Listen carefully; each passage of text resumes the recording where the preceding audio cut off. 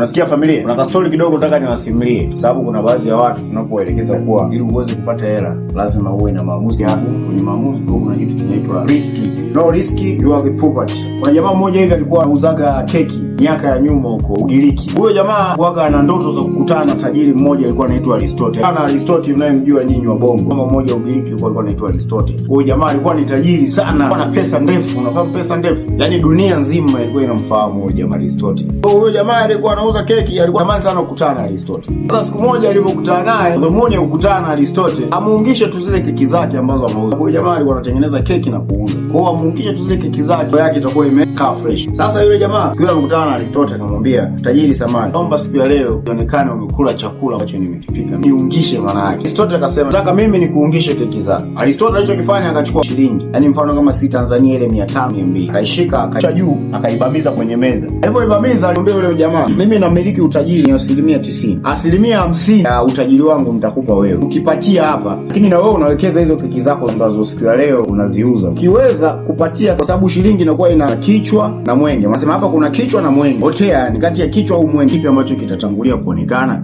Muuza keki akasema hapana, siwezi Aristotle. Chukue na keki ambazo naziuza. Bwana jamaa fikra yake alifikiria kuwa anaweza akashindwa. Nikishindwa ina maana keki zangu zinaweza zikapotea.